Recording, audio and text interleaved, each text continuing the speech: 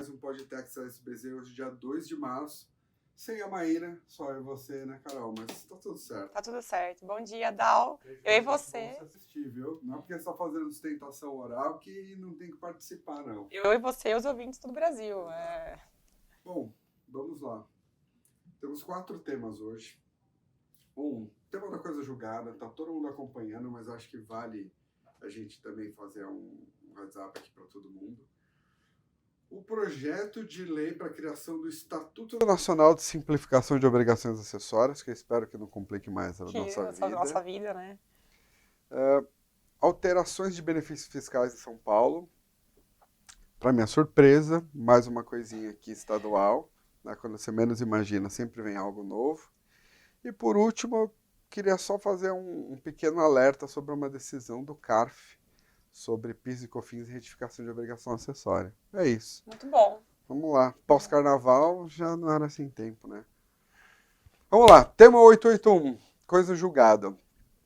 Eu sei que quem trabalha muito com a parte tributária, processos e tudo mais, a essa altura do campeonato já está com isso muito digerido.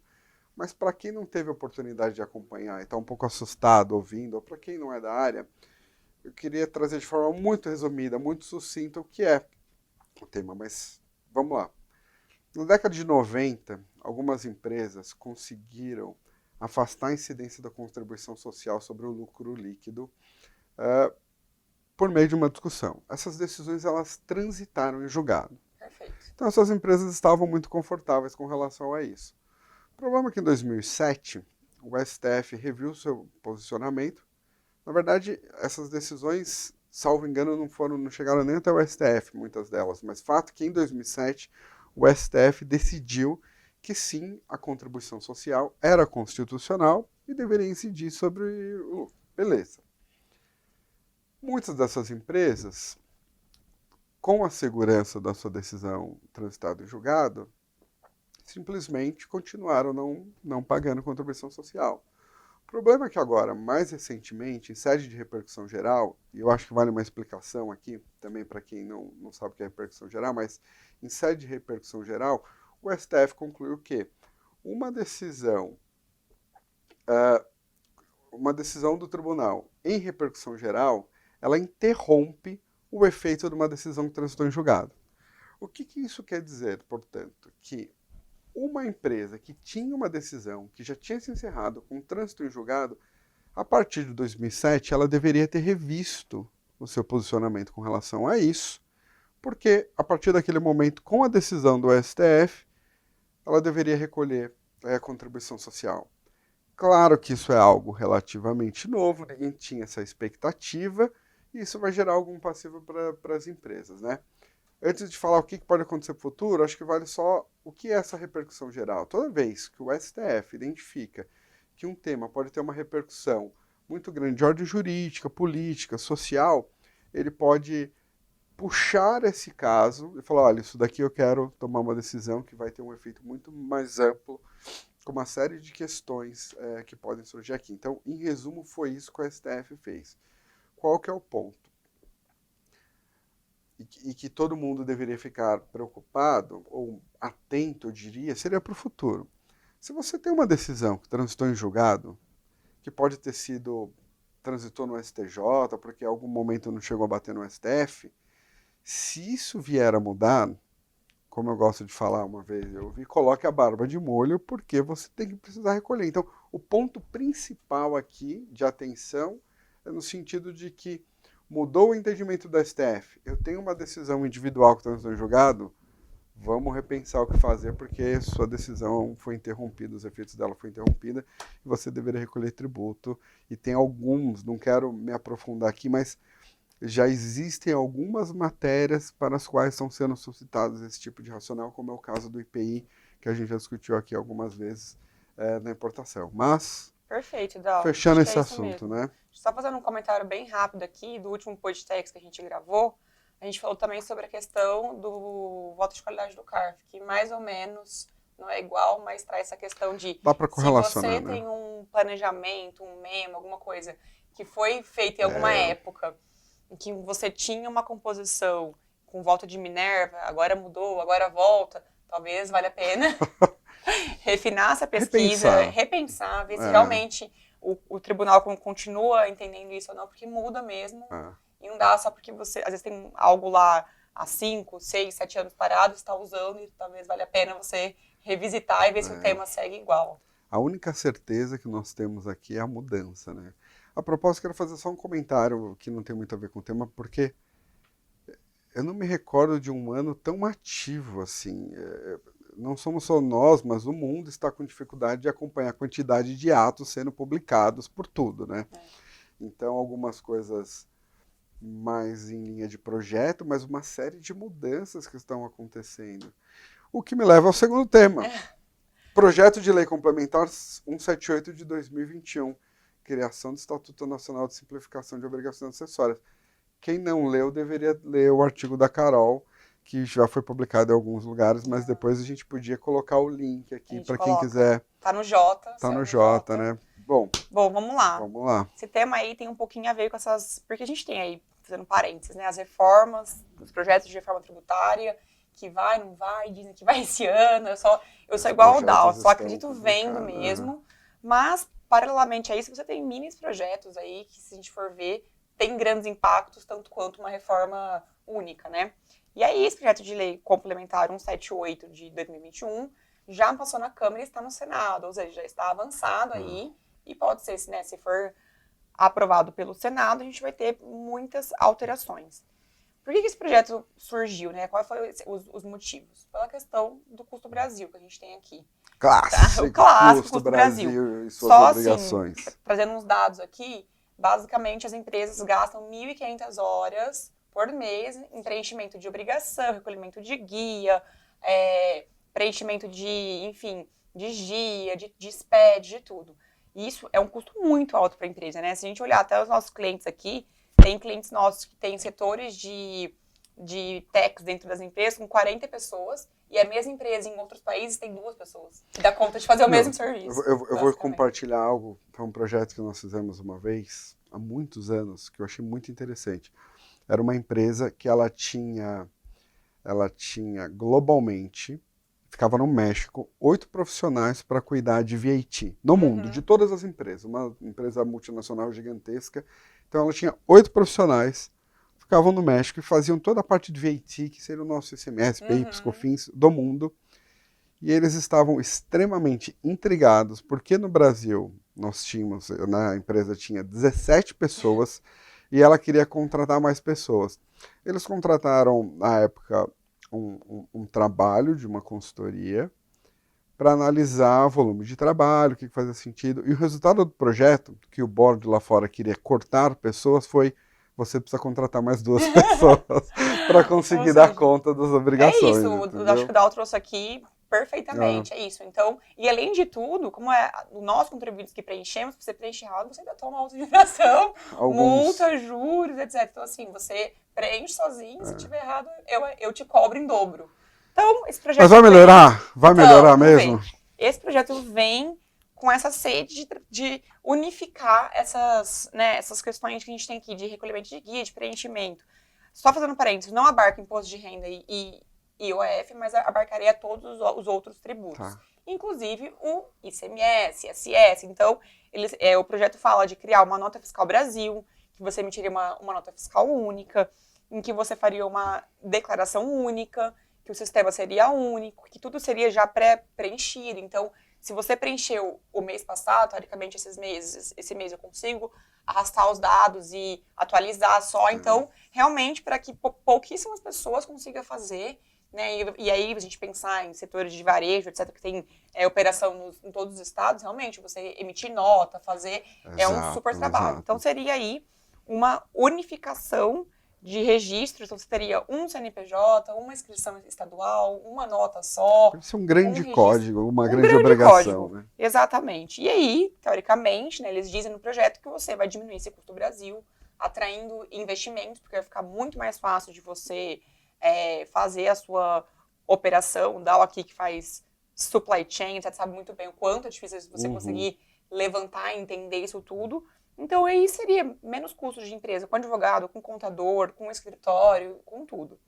E eu acho assim, que realmente, acho que conforme a gente vai avançando na parte de informatização, acho que os órgãos públicos têm que acompanhar, porque hoje em dia tudo é muito rápido, tudo é muito ágil, você tem, né, empresas em vários países, eu acho isso muito legal do projeto. Só que, como sempre, nós somos críticos aqui, a gente traz algumas críticas aqui, né? Será que isso realmente vai desburocratizar? Não sei. Por quê? Será que talvez a gente não deveria focar mais na confiança do que no aumento de controle? Eu tenho um pouquinho o pé atrás com essa questão de aumento de controle pelo Estado, né? Esse aumento de controle, a gente vai conseguir sentar para conversar com o fisco ou o fisco vai ficar realmente mais forte do que ele já é? Então, será que se a gente, às vezes, por exemplo, não fizesse um sistema melhor de retenção, por exemplo, retenção é uma coisa que dá sempre briga, né? Você nunca sabe quem tem que reter direito. Se a gente fizesse, então, um sistema de retenção mais prático.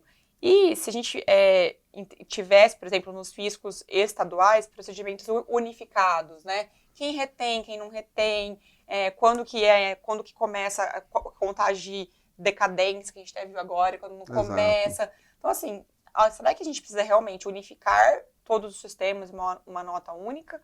Ou será que se a gente tivesse melhorias de confiança nessa relação, né? Então, maior transação, entendimentos dos fiscos, principalmente, né, ao meu ver, os estaduais e os municipais, porque é isso que realmente gera um contencioso gigante. Exato. É isso que, principalmente no ICMS, né, Dal?